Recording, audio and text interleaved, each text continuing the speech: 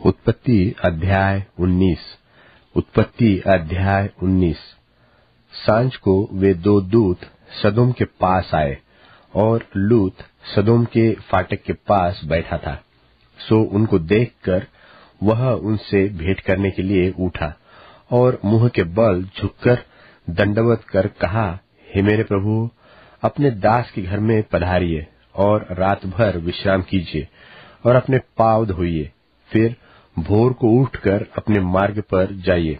उन्होंने कहा, नहीं, हम चौकी में रात बिताएंगे। और उसने उनसे बहुत विनती करके उन्हें मनाया।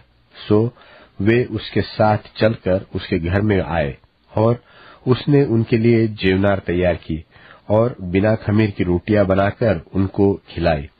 उनके सो जाने से पहले उस सदोम नगर के पुरुषों ने, जवानों से लेकर बूढ़ों तक, वरन चारों ओर के सब लोगों ने आकर उस घर को घेर लिया और लूत को पुकार कर कहने लगे कि जो पुरुष आज रात को तेरे पास आए हैं वे कहाँ हैं?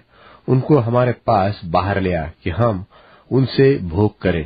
तब लूत उनके पास द्वार के बाहर गया और किवाड़ को अपने पीछे बंद करके कहा, हे मेरे भाइयों, ऐसी बुराई न करो।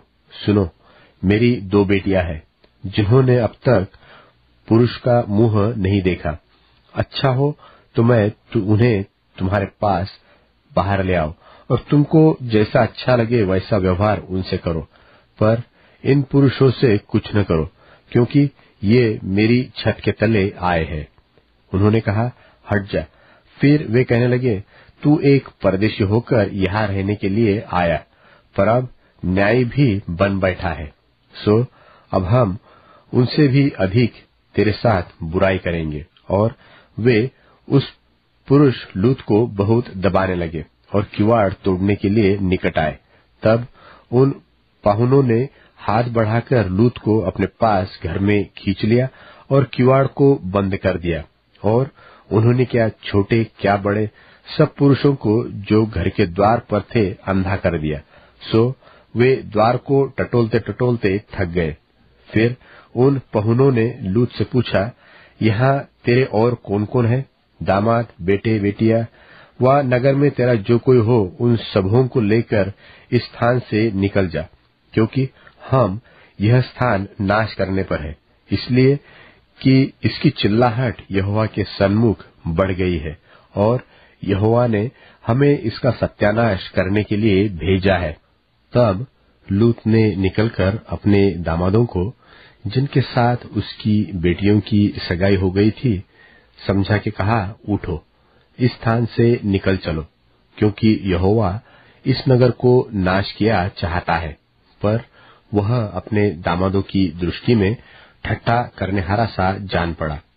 जब वह फटने लगी तब दूतों ने लूत से फुर्ती कराई और कहा कि उठ, अपनी पत्नी और दोनों बेटियों को जो यहाँ है ले जा, नहीं तो तू भी इस नगर के अधर्म से भस्म हो जाएगा। पर वह विलंब करता रहा।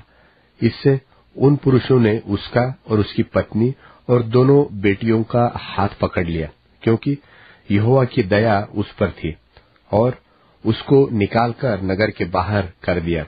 और ऐसा हुआ कि जब उन्होंने उनको बाहर निकाला तब उसने कहा, अपना प्राण लेकर भाग जा, पीछे की ओर न ताकना और तराई भर में न ठहरना, उस पहाड़ पर भाग जाना, नहीं तो तू भी भस्म हो जाएगा।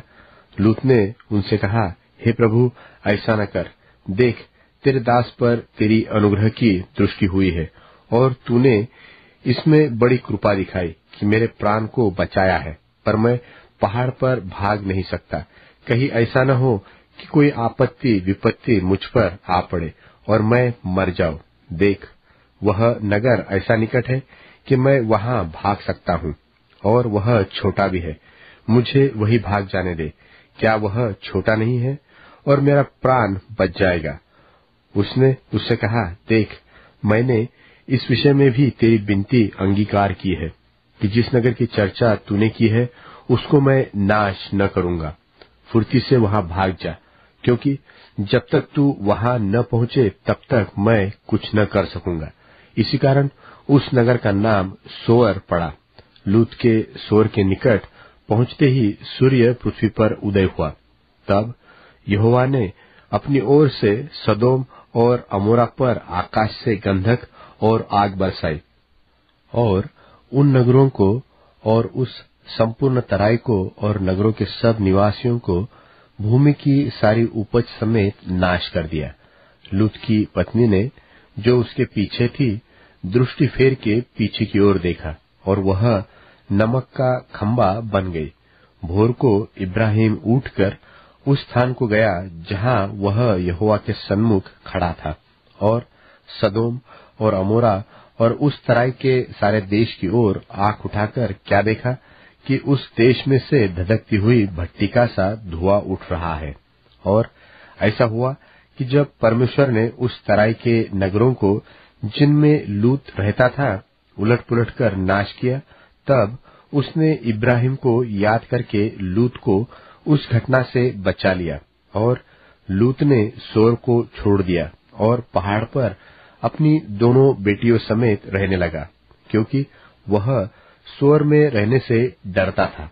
इसलिए वह और उसकी दोनों बेटियां वहां एक गुफा में रहने लगे। तब बड़ी बेटी ने छोटी से कहा, हमारा पिता बूढ़ा है और पृथ्वी भर में कोई ऐसा मनुष्य नहीं जो संसार की रीति के अनुसार हमारे पास आए। सो आ, हम अपने पिता को दाखमधु पिलाकर उसके साथ सोए, जिससे कि हम अपने पिता के वंश को बचाए रखें। सो उन्होंने उसी दिन रात के समय अपने पिता को दाखमधु पिलाया। तब बड़ी बेटी जाकर अपने पिता के पास लेट गई, पर उसने न जाना कि वह कब लेटी और कब उठ गई। और ऐसा हुआ कि दूसरे दिन बड़ी ने छोटी से कहा, देख, कल रात को मैं अपने पिता के साथ सोई, सो आज भी रात को हम उसको दाखमधु पिलाए। तब तू जाकर उसके साथ सोना कि हम अपने पिता के द्वारा वंश उत्पन्न करें। सो उन्होंने उस दिन भी रात के समय अपने पिता को दाखमधु पिलाया, और छोटी बेटी जाकर उसके पास लेट गई, पर उसको उसके भी सोने और उठने के समय का ज्ञान न था। इस प्रकार से लूत की दोनों बेटियां अपने पिता से गर्भवती हुई, और बड़ी ने एक पुत्र को जन्म दिया। उसका नाम मोवाब था। वह मोवाब नाम जाति का, जो आज तक है, मूल पिता हुआ।